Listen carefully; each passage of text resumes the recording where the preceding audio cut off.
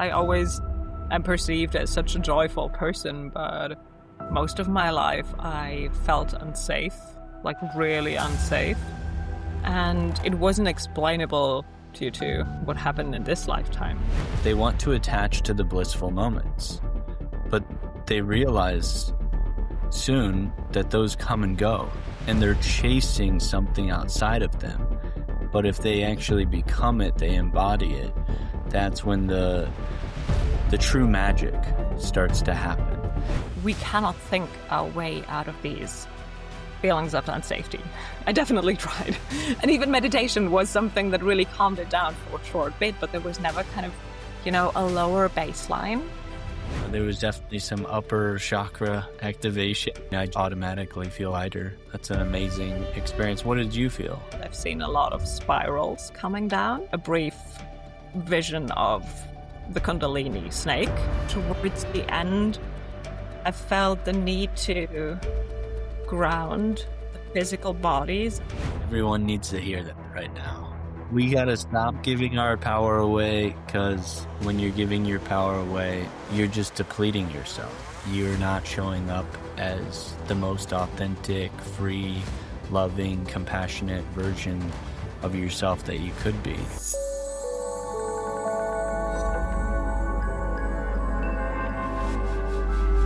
Welcome to the Mind, Body, Spirit podcast. I'm here with my amazing guest, Anna Widmann. She is a light language channel, intuitive healer, and so much more. So thank you so much for being on the show.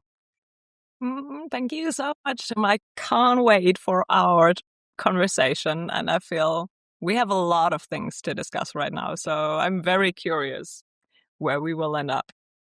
We certainly do, and I want to find out about your awakening journey. What started your path? What was the entrance into your kind of spiritual awakening, or perhaps at the time, a mental breakdown? Yeah, but definitely both. I feel it was more of a remembering, because for the first 5 to 7 years of my life, I was quite conscious.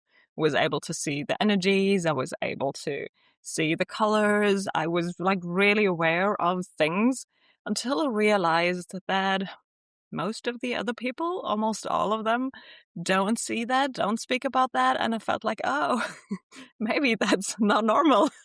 And therefore, with the sensitivity that I have, I learned to suppress it, to kind of fit in. And that led to really kind of a forgetting. So it took me until my late 20s with a lot of mental breakdowns and like pressure and readjusting the whole life, and then quite spontaneously becoming a mother, totally unplanned, where things hit me, and my before curiosity about spirituality or the religions of the world or just anything psychology and self-development, it kind of flipped into the actual awakening. And maybe the first moment where I felt like, oh my God, here's really something happening, is when I was walking with my newborn son. And I was seeing everything, like kind of in the Matrix. I was seeing why that bird flew through, why that person crossed, why that person kind of stopped their car and went slower. And everything was kind of clear. And I was standing there for, I don't know, half an hour observing this. And like, that's what it is. That's what it actually is. And that lasted for a few days. And then it kind of went back in. And ever since then, it's a flowing thing where I feel like I fall asleep and then I wake up, and I learned to more and more actually control it, but there are still periods where I totally forget that life's a game and I take things way too serious and I'm annoyed by the nitty-gritty human stuff. And then again, there is moments where everything's very, very clear, and I feel that like awakened feeling of having the power to bend everything and to like really, that sounds so crazy, but you get what I mean. And then it's gone again. So it's an on and off thing that feels like awakening for me. Oh, wow. Yeah, it feels like kind of this game of hide and seek with knowing that you're the creator. And Yeah, you're like, I'm gonna pretend for like a little bit. And it's you're playing these parts. It's like, okay, I'm forgetting, okay, I'm remembering, and exactly. it's like it's how we flow with that. And perhaps that's like the ascension journey. It's like that spiral. And sometimes you Hmm. fall off a few rungs and you don't even know what game you're playing at the, Yeah, at the time. And then you wake up again and you're like, oh my gosh, I've mastered the game. And that's when you fall back down a couple and definitely. you're like, maybe the spiritual ego is taking over here. But Yeah. I'm wondering how you navigated your journey, because it sounds like you had some gifts that came online, and due to certain experiences, which was certain people, they they didn't have those gifts and you were Mm. different and you needed to fit in. So how do we kind of move through life for like the everyday person that is dealing with just human issues? Like what do we start with as we come back into remembrance of our divine nature, of our unity with all that is, of our source co-creation abilities, our co-creation of whatever we wish to create. Any thoughts on that? Oh, wow. What a beautiful question. I feel it's a very multi-layered thing. So I'm trying to structurize it in kind of a mind part and a little bit more of a body part, because I feel there are so many doors to enter what you Mm. just described, as coming home, which I think is really beautiful. And one of them, I think, that we should explore a little bit more as humans is the body, because we tend to forget it very often, or that it is a portal to the actual home. And I feel the more we actually allow ourselves to slow down and really check in with how are we feeling, and is there anything that the body wants to tell us? Is there anything that the soul wants to communicate through how the body feels or looks like or just behaves? Is there any message basically that is coming up? And for me, like the first time, it sounds like nothing, but the first time I like consciously put my hand on my heart, not because a yoga teacher told me, not because it was an automatic reaction, but like really to check in what's going on in there and what's the message in here. That felt like an opening of a door to communicate with my soul in a very, very intentional level. So that is very easy, but also most of us don't do it, or at least don't do it regularly. So I would say through the body, whatever that means, I feel slowness is a big part of it. And the other part that I feel really makes things easier and makes it easier to trust the co-creation process, or the whole, whatever you want to call it, universe, love, God, source in general, is when we really sit in silence for a bit and ask ourselves, like, when we look back at our lives, is there any sense in it? And I don't know one person that says no, because if you look back, you always find like, oh, that happened because of that. And that really bad thing that hurt me in the moment makes total sense, because now I'm here because of that. Like my ex-boyfriend needed to finish our relationship so that I can now meet my now husband. So actually, in hindsight, everything's always good. And I feel we kind of know that, but it's not a habitual belief. It's not an actual structured, I know it with every cell of my body belief. And therefore we tend to have like a little anxiety towards the future, or even a little more. But when we take the time to look back, we realize everything's always working out for us. There is actually nothing to worry, because everything worked out perfectly. Even with the most dark moments, they had their sense to it, if you wish so. And I think that is a very beautiful moment to kind of like really lean back and say, okay, what's the worry? Why am I so holding on. Why am I so annoyed, frustrated, angry, sad, whatever it is that we struggle with in the moment, and come back to this deep knowing or trust that there is something that guides us. And most times we have no idea where it goes. But in hindsight, everything's always good. It really is. And if you think of it, everything is in divine timing and order for your being. And that's just how my guides kind of put it. And Yeah. it's everyone's in the right place at the right time for their self. And they might think that they're behind. They might think that maybe they're ahead of the curve. And hopefully the spiritual ego doesn't come up, catch up to that path. But we look back at the darkness in our lives, and it brought us to the point that we are now. Mhm. And that could be more clarity, it could be more freedom, it could be more love there. So within the darkness, perhaps the journey of life is just looking at all of the unexamined and the aspects of ourself that we don't want, that we resist, that we avoid, that we just push down deeper and say, no, I don't want to deal with that. Yeah. I'll deal with that later type of energy. And all of these shadow aspects are just waiting to come back into the light, into wholeness, into truth, into who we truly are, which is we are whole. We are our path. We are freedom. We are joy. We are everything. We are the darkness too. So it's a beautiful journey discovering that, because if you're all that is, how would you not be the darkness? Like, Yeah. how would that be separate from you? So what was your personal journey like, going through the darkness and finding the light at the end of the tunnel? Mm. Oh, many dark paths, actually. Like I always am perceived as such a joyful person, but most of my life I felt unsafe, like really unsafe.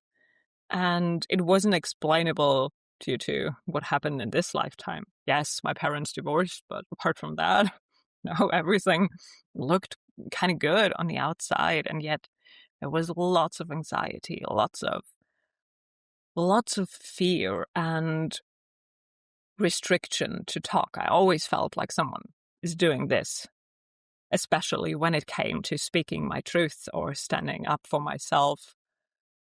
So I learned to not do that because it felt more safe.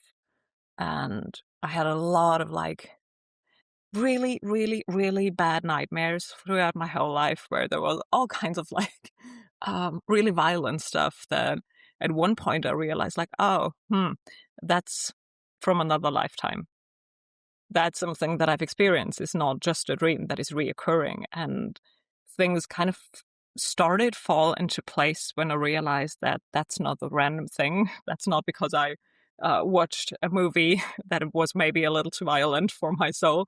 Um, that was kind of a hint, a puzzle piece. And the more of these puzzle pieces I found and kind of connected through meditation, through these dreams, through the light language channel opening, and just the connection to the above in general, I realized I needed to become aware of all of these because these very, very uncomfortable moments and this general feeling of unsafety that I had until a few years ago and actually do have now still occurring on and off, that leads me to being really good at teaching about nervous system safety.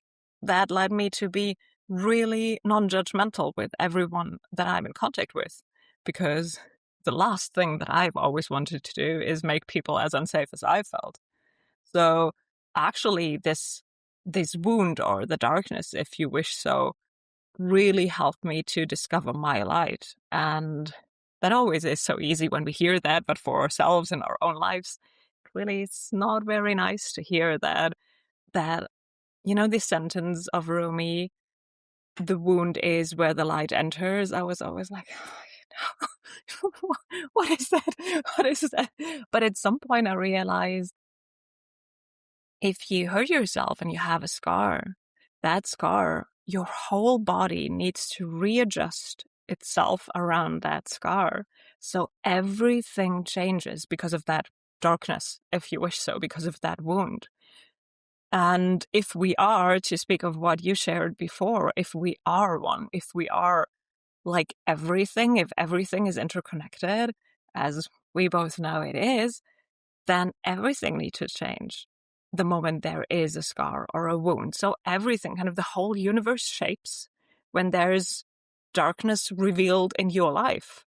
And it's kind of a beautiful thing to see how everything is connected and moving with you so that you can heal, shape yourself in a different form, maybe lose a little bit of that ego, or learn to connect with your devotion or with your soul's calling or whatever it is. But I feel like, generally speaking, our darkest moments is how we connect to our soul's purpose. Maybe not in that very moment, but with a little bit of time, a little bit of reflection. It's always, that's what's led me to where I am now. So I feel these sayings of like, get excited about what annoys you, really holds a lot of truth, because the faster we can do that, if we speak about time, then the faster we get to a point where it feels like relief, it feels like more ease, and you can actually use these gifts that you had before, but they were wrapped and you didn't know how to use them, what they actually are. But the more we become aware of them, we can actually do something with it, which is why we're here.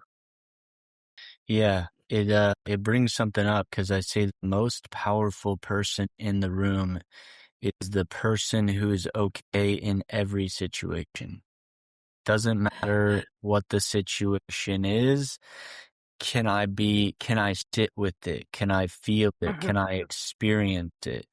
Can I release all the resistance to that experience? And for humans, we classify things as good and bad. And there's this like conditioning loop, as children. Hey, don't do that. You're going to get hurt, or whatever it is. We're learning to judge things. So we have that layer of judgment that we place over the people, the places, the experiences, and the things. And we say, that's a good person. That's a bad person. That's a good experience. That's a bad experience. But the bad is just your perspective. It's not a reality. It is one that you're creating within your own mind.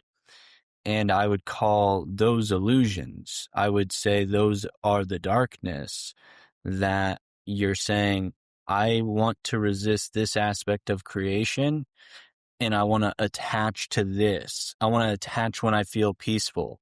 I want to attach to even the people going through awakening journeys.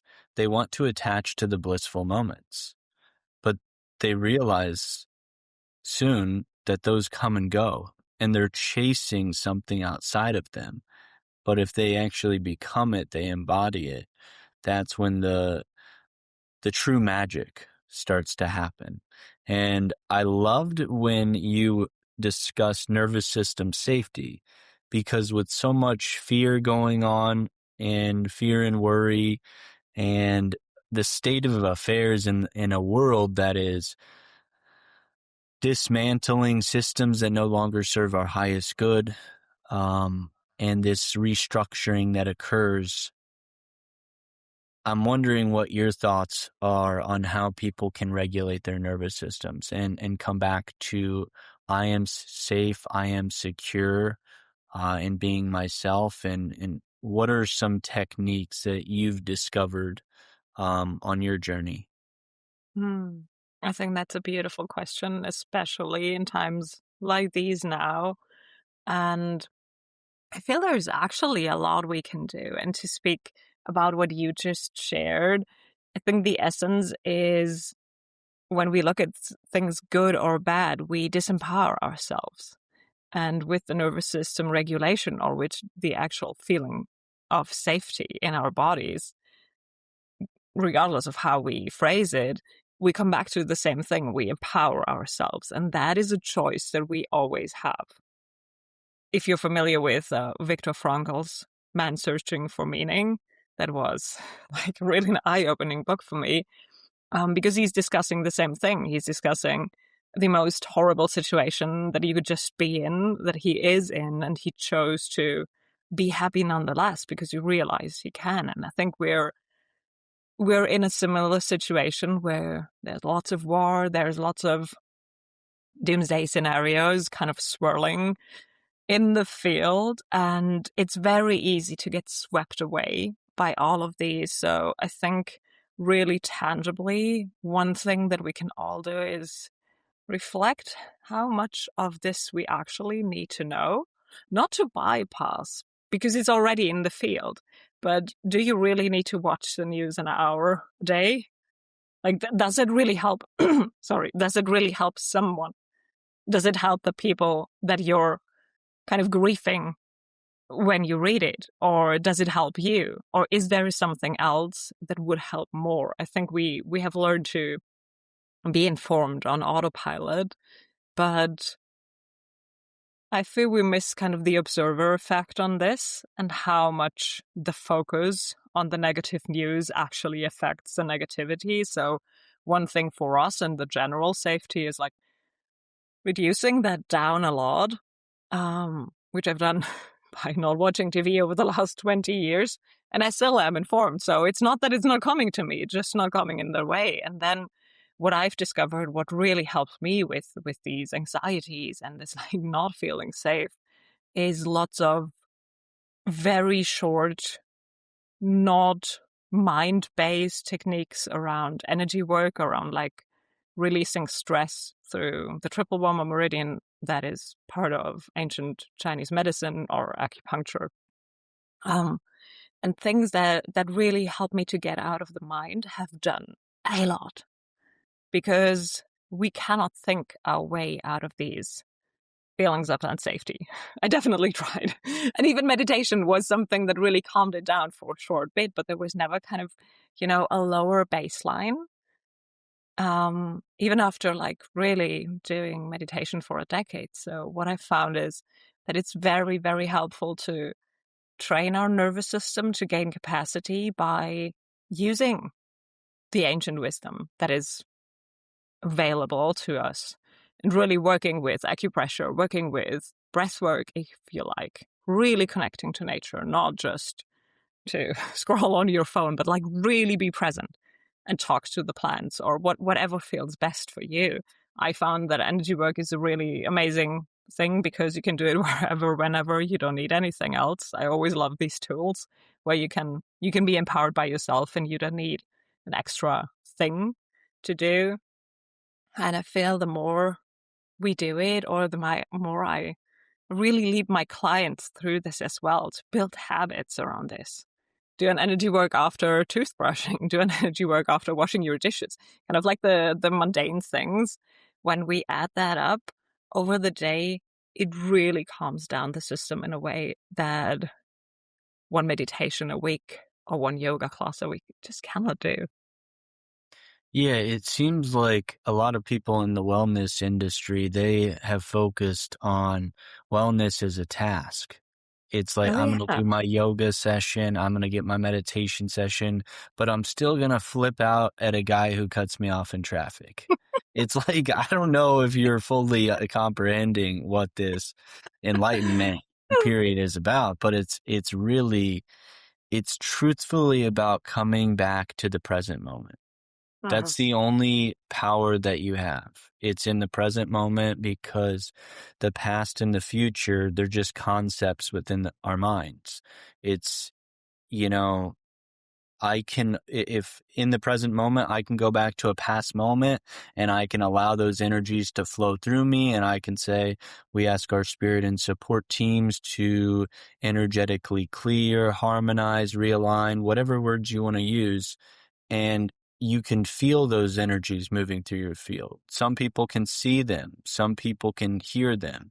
So everyone's going to have different inner senses that are online and can tap into these. And even if you don't feel anything, there's still things that are happening under the surface.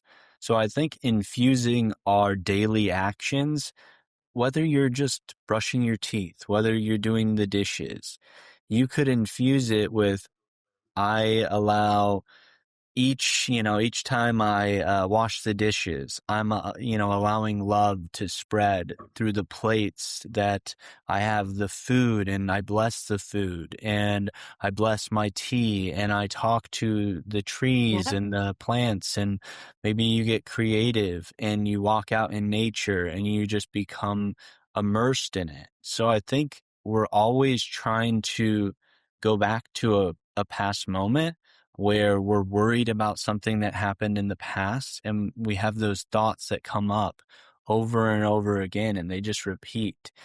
And if you simply come back to your breath, which is just the practice of wisdom, it's coming back to your truth.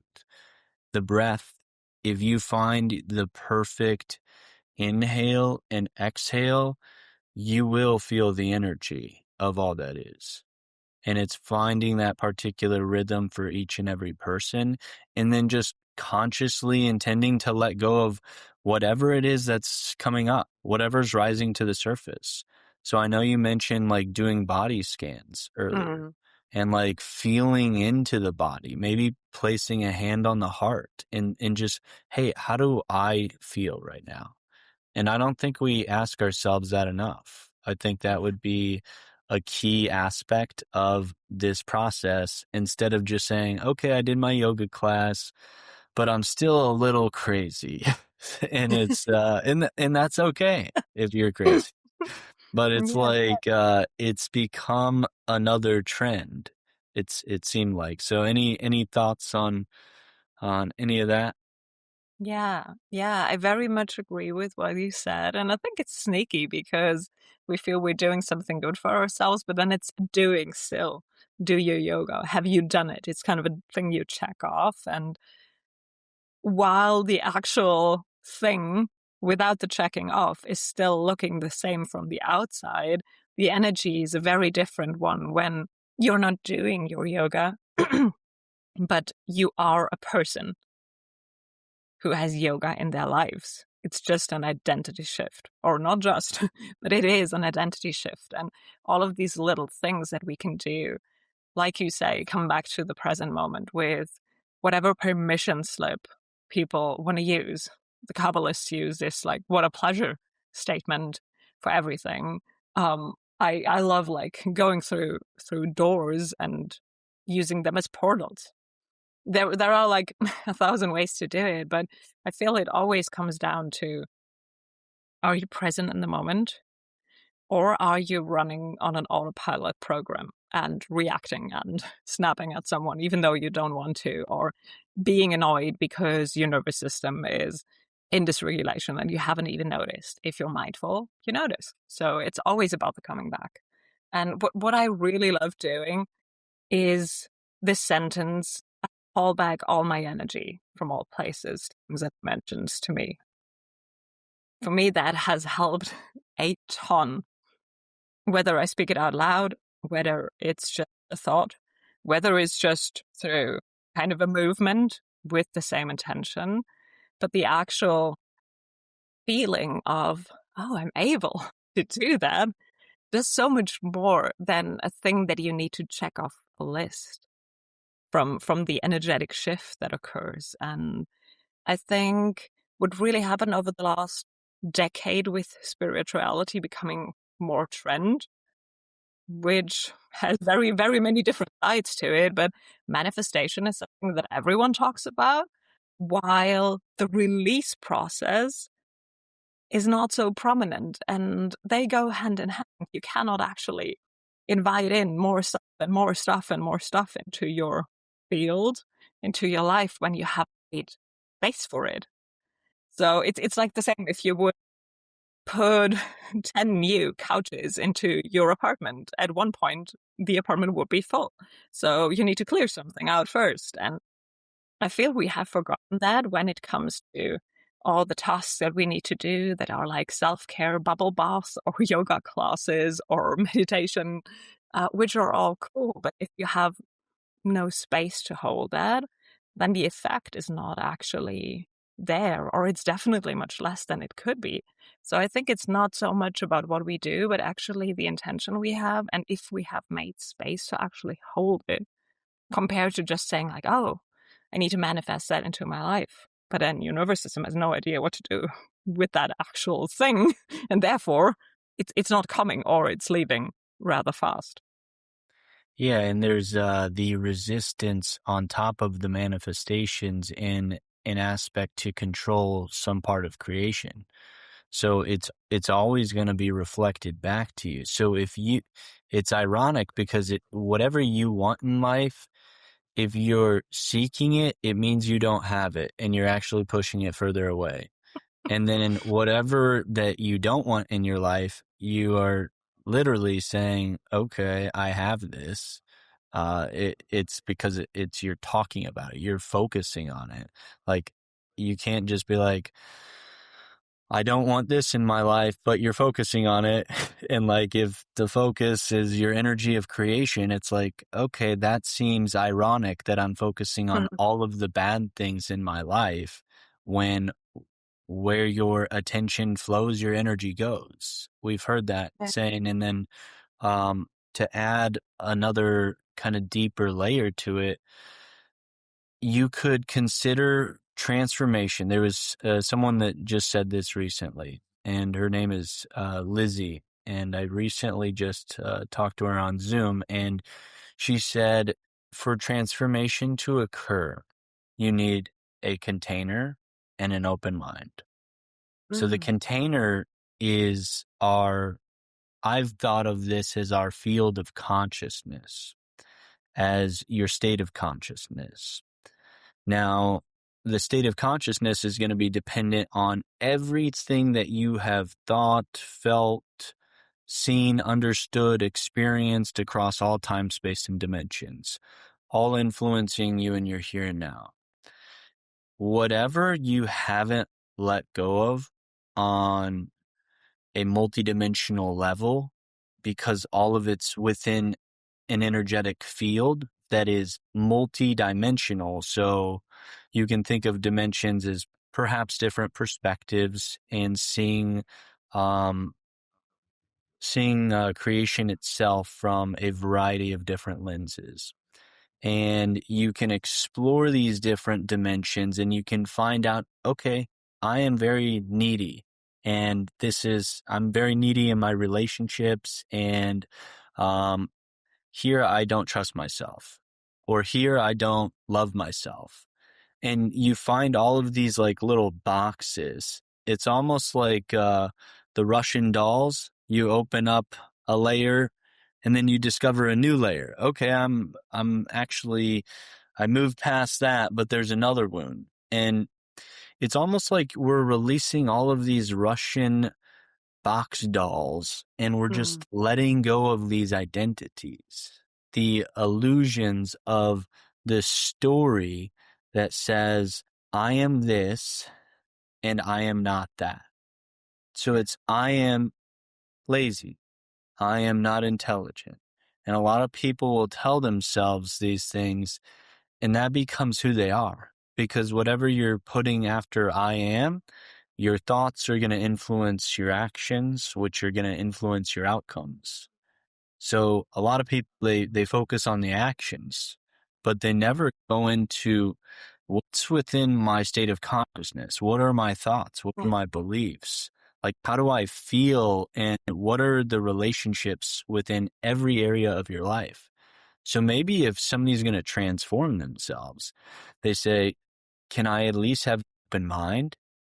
And then can I explore these different areas within my consciousness of all of the hidden things that limit me in any way, shape, or form? Maybe that's a good place to start.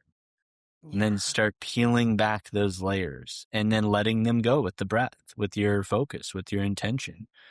So I think that's, it would be very interesting to hear I know there was a lot there, but, and I'm sure you can comment on that, but I'd be very interested to go into the role of light language and perhaps activating different layers of our energy field, and perhaps even activating different portions of our consciousness, allowing us to release some of these things that no longer serve our highest good, allowing us for more space to embody that highest self.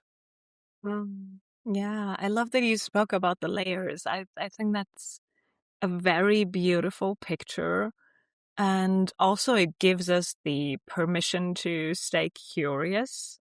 It's kind of like a very good way to open the door to curiosity, because otherwise, people phrase it often as like, "Oh, I'm stuck. I'm at the same point," or "Oh, another thing." Like when this is ever going to end, the whole release process or discovering these patterns that we have, and we think about it as layers or the Russian dolls, and it's like, okay, cool, and what's in here? And you get the curiosity, and then things are so much more easy. And the activation that you're speaking about, I think it has a lot to do with exactly that, with staying curious and not taking things personal, where we do have scars or wounds or experiences from this or that lifetime that told us that, oh, be aware of this, or here we need protection. With the curiosity, we kind of move a little bit out of the ego part of our body that is necessary, but sometimes a little overprotective. And regarding the light language, I feel it's a piece that you need a lot of an open mind for, especially when you've never heard it. And I've experienced two kind of people, the ones who were like embrace it open-heartedly and totally drop out of the logic and say like, oh my gosh, that felt so good. I have no idea what you've done, but this and that came up. And they really have an easy time to tune in or see pictures or have their inner senses already activated. And so it's like you unlock them a little more. Like if you place your key into a lock and it has these little knobs, it's kind of like you activate just a little bit more, and then the ripple effect does the rest. It's not you hear one light language and then boom, everything is working. Would be cool. Most time it's not. But it's about the actual activation that kind of then creates a chain of things that going off over the time afterwards.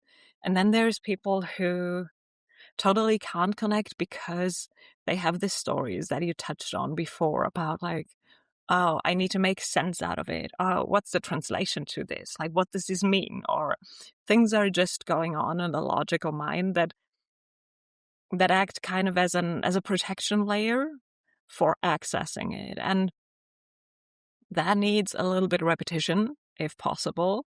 Or I felt often it's about coming back later. And you've heard that and you maybe found it weird and you're like, what's that? and you swipe away. And a year or two, you come back. I've heard that a few times, actually. Like, oh, I've seen you 2 years ago doing a light language and was like, oh, can you tell me now more? So it kind of works in the background, more on the unconscious layer, and comes back when it's ready. And I feel that's with everything that activates us, with every seed that is kind of planted. So I love the analogy of the seed with the light language as well. For me, it worked. It worked kind of the opposite way. For me, it's coming on as downloads. So I see geometric forms and shapes and codes that come in big packages. And my job with the light language is kind of translate them to a sound, to a movement, to an energetic wave that I'm sending out. And the way it is received is different for every person because it carries different codes for everyone who hears it. And what you hear, maybe the person next to you totally doesn't. So it is a very unique thing that defies of any logic.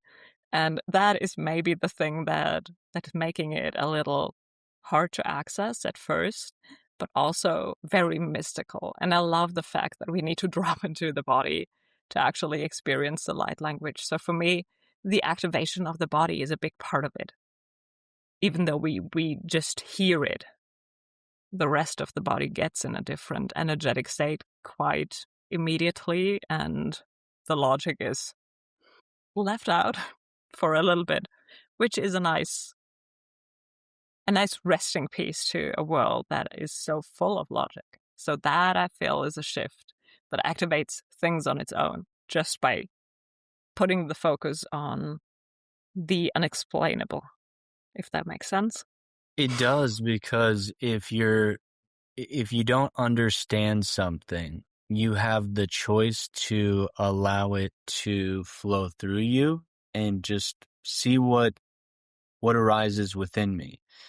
And you're almost bypassing the conscious mind, because the conscious mind is kind of like, what did she just say? And like, it's like, what's the translation for, and this is your Yes, lower what's mind. the word for word? But your spirit's like, this is activating this part of your field, that part of your field. Now you're letting go of fear. And it's like, it's starting to rearrange. And I like how you brought in the sacred geometries there, because I work with the sacred geometries a lot. And I hold particular like codes that I'm just learning a little bit more about the sacred geometry so I can teach about that. And it's a very deep part of the reality creation process. So I think if you would be open to it, would you be open to speaking any light language Of in course. today's podcast? And Yes, of course.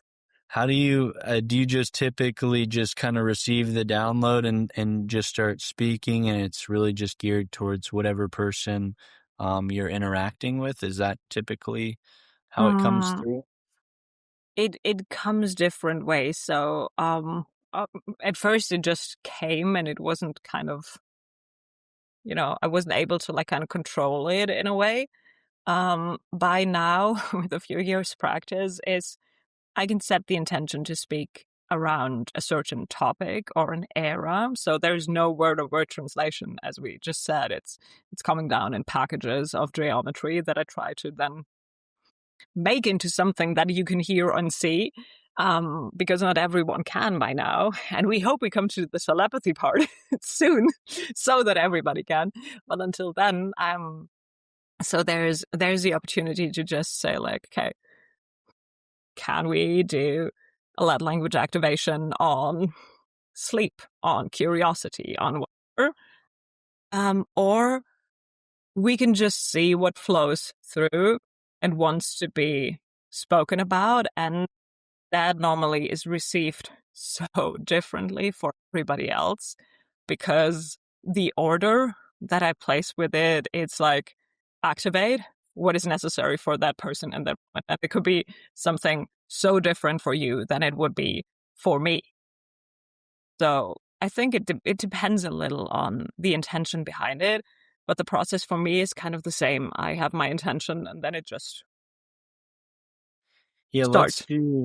let's try the activating like the highest of the highest of the highest for each and every person.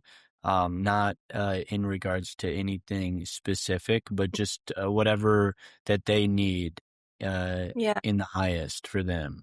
So yeah, feel We free if totally ditched logic with this. That's good. Not even I'll an intention to go into one direction. I'll tune into my body, and then I'll let you Yeah. know like where I feel in like Yeah. perhaps any sacred geometries that are coming Yeah, up, that or would be what so cool. That would make be the so light. cool. Yeah, anything that comes up, I will let you know. So I'm looking forward Perfect. to this. Perfect. So I'm just doing my thing, and when I'm done, you'll know, and then we see what came up for you. Okay, perfect. Okay. Close your eyes or open them, like whatever feels good for you. Make yourself comfortable. Take a deep breath and just experience what is happening. Iatremes uakarelerasha asianaretiatre. You anarayasia kakrosonoroson arayata Gracian. Ithi atraya kushundroiso. Vetara yanarasia shakoroshu antara clear shunorosyakata. Iani shikutu atraya kachimoroyosu narashan alaraya hi atakotos. Me atire kieshan alarasia shakoto katrayas. Isianaria sekotoroyo shonoroyo. O atraya sekotoroyo shonoroyo dai. Hi yeshunosh. Ase akotoromoyosh. E shanaraya se akotoroyo shonaraya si. Si akotosh. Sikani roshonorosu ashakotoroyo. Atraya shanaros.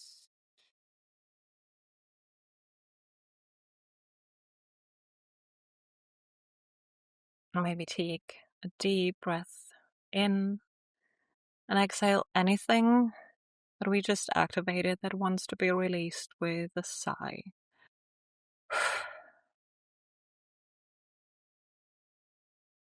And then just see what it needs. If there is any wiggling of the fingers and the toes.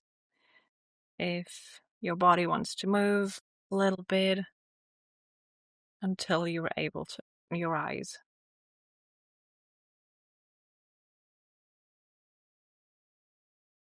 Wow. It's beautiful. There Oh, was definitely some upper chakra activation, yes. some warmth.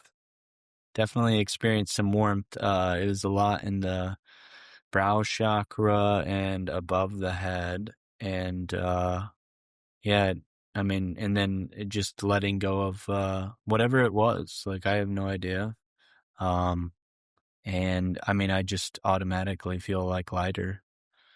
So that's an amazing experience. What did you feel? So I definitely worked on the upper chakras. I've seen a lot of spirals coming down.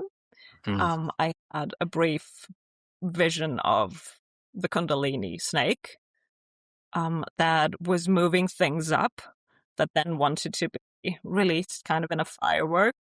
That came up, and towards the end, I felt the need to ground the physical bodies and also the chakras in the feet so that we can really open up these mechanisms to release all the stuff. So the actual activation is happening more like at the crown and at the oversoul chakra.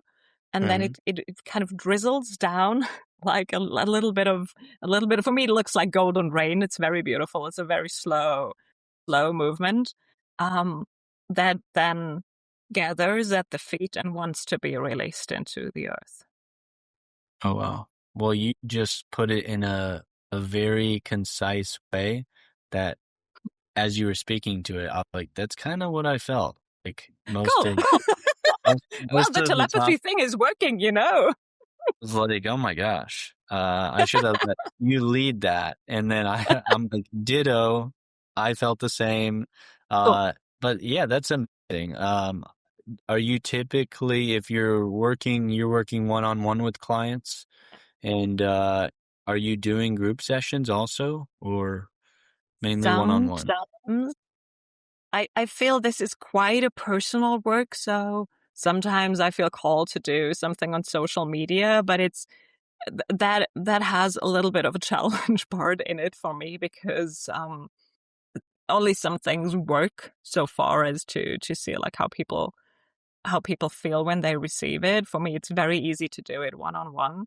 And what I've done is I've done it in group settings with a small group. That works very good too.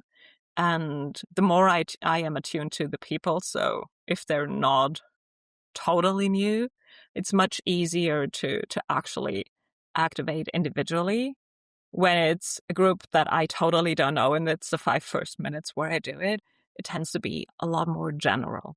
But Yeah. there is nothing wrong or right. It's maybe depending on what we're actually searching for.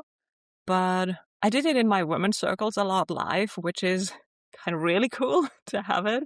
But it also works very beautifully through the Zoom. I don't see that there's any, what is time and space anyway? So there's no lesser activation through the screen. It just hits differently when you're in the field of the other one. Yeah. Yeah, I'd imagine it's a much different experience one-on-one, like in person, just because you're, I mean, directly feeling the energetic field. Yeah. I still, if I'm on a call with somebody, I can oftentimes like feel like the frequency. If they're much higher frequency, like I have some mentors, Australian mentors that do these energy healing meditations. And as soon as they hop on the call with these live sessions, you just feel their energy immediately. So it's very palpable. Like it doesn't matter if it's online or in person, but I feel like I'm being more guided towards in-person work because like Yeah. just bringing communities together can do so much. And it's, it sounds like you're doing wonderful work with the light language, and then you're also helping these people. Are you helping them kind of see their stories from a different perspective? What's it like to work with you? Yeah, perspective work is a big part of it. Because I kind of feel it's part of my soul's mission to give people an overview of all the perspectives that I look at their life from, which sometimes is very comfortable and sometimes it's very uncomfortable, depending on the perspective we choose. So what I do is a lot of like identity habit work, kind of the nitty gritty grounded stuff. That's my Virgo placements that really want to anchor things in. That's one part. Um, and then the light language and the whole channeling is kind of the counterpart to this more grounded work. And what I've found, what works really well for me is there's ways to like work really quickly with me to regulate the nervous system, just as like the emergency kits. And then the rest is a very one-on-one based approach because I've never found a way to make this fit for more people in a way that feels within integrity. It's possible for smaller groups, but still the one-on-one, you cannot beat a day-to-day connection to see like where the sneaky patterns come in and how we can, help you even realize that your nervous system is in a dysregulated state right now and what you can do about it. That's, I feel, not that easily possible in a one-on-one. It is possible, like you say, in like personal meetings, even group meetings, but I feel the like really being there in the everyday life for someone, that is where things shift the most. So that's what I'm wanting to focus on for right now. And then building a community, because I feel we need so much more of these where people can actually come together and feel empowered and feel safe and feel that sharing is a thing that helps them express themselves even more, and it's not something that feels like dangerous. So yeah, that's what I'm focusing on right now, and then we see. Well, that is amazing. Do you have any small communities in your local area that you're able to bring together? Are there a lot of people in your local area that are interested? Not that much, unfortunately. Like most of my clients, most of my community is like spread all over the world. For whatever reason, what I do is I lead women's circles in here, small women's circles, and for this year, I really want to do more in-person events where we just come together and talk about all the things that are coming up right now that are not that easy, that are not that light. We spoke about that before with the shadow aspect and like the darkness side, and then see how we can shift them through the embodied tapping work that I do or through the light language, but just come as you are. And even with the grumpiness, even with the frustration, and just be there and let it all be there. And then we can guide through that in like a safe group setting. And then you can leave with different perspectives. That's something that I'm feeling called to do this year. So much more. Absolutely. And where can people find your work? best at the moment through my website, and Instagram and TikTok is where I'm hanging out the most right now. And then just send me a message over there and we see what Well, fits. perfect. I will post all of your websites and social media Thank you. channels in the show notes, and I highly recommend people working with Anna.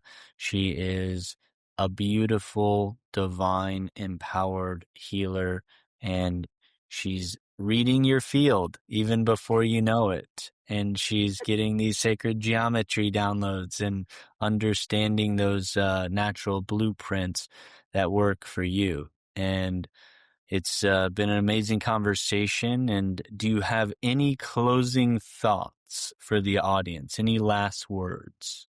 No.